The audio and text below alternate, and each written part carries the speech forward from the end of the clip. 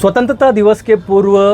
कई जगह पर जो है हर घर पे तिरंगा और तिरंगा यात्राओं का दौर चल रहा है। ऐसे में हमारे राष्ट्रीय ध्वज को लेकर किन किन नियमों का हमें पालन करना चाहिए और उसके सम्मान में कोई कमी नहीं हो, वरिष्ठ एडवोकेट हैं सुनील पारीक साहब, उन्हीं से जानने की कोशिश करते हैं कि क्या हैं हमारे राष्ट्रीय ध्वज को लेकर नियम।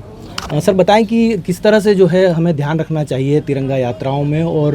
जो हम अपने घर पे झंडा फहराते हैं किन किन नियमों का पालन करना चाहिए। सबसे पहले तो यह है कि राष्ट्रीय ध्वज को जब हम लेकर निकलते हैं तब उसकी एक निश्चित साइज होती है, उस साइज के अनुपात में ही उसे लें।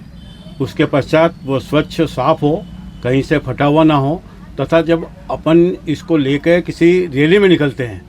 तो वो झंडा ना तो ज़मीन पर टच होना चाहिए और ना ही पानी में उसके पानी के आसपास उसको लगना चाहिए, जिससे ये है कि उसकी मर्यादा बनी रहे। दूसरा ये कि अगर घर पर अगर लगाते हैं इसको तो घर पर लगाने के लिए लगा तो इसको 24 घंटे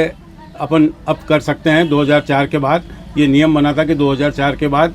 कोई भी व्यक्ति अपने घर पर झंडा फहरा सकता है और 24 घंटे फहरा सकता है, किंतु वहाँ पर पर्याप्त रोशनी होना चाहिए जिससे कि उस पर किसी प्रकार का अंधकार ना आवे।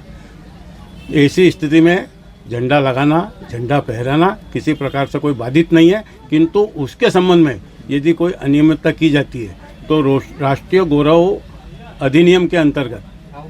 अवमानना के अंतर्गत 3 साल की सज़ा का प्रावधान है और जुर्माना भी हो सकता है। जागरूकता तो होना चाहिए और जिस तरह से रैली को लेकर उत्साह बनाते हैं, झंडे को लेकर चलते हैं, वैसे ही उस झंडे की पवित्रता को बनाए रखने के लिए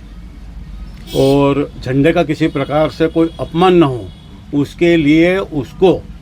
अपने हाथ में उचित रूप से पकड़ के चलें, किसी प्रकार से ज़मीन पर टच ना हो, फटा हुआ ना हो और इसकी होड़ नहीं मचाए कि मेरा झंडा ऊपर है, मेरा झंडा। और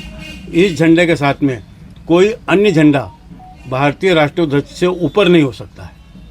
मतलब कोई और भी ध्वज लेकर अगर चल रहे हैं तो राष्ट्रीय ध्वज ही ऊपर रहना चाहिए, तो इस बात का भी ध्यान रखना चाहिए। तो निश्चित तौर पर जो है हमारा राष्ट्रीय ध्वज को फहराने का संविधान ने हमें अधिकार दिया है और उसके साथ सेलिब्रेट करने का अधिकार दिया है, लेकिन उत्साह में या भूलवश जो है तिरंगे का अनादर न हो, इस बात का भी ध्यान हमें रखना चाहिए। दिव्यराज, ATV भारत, रतलाम।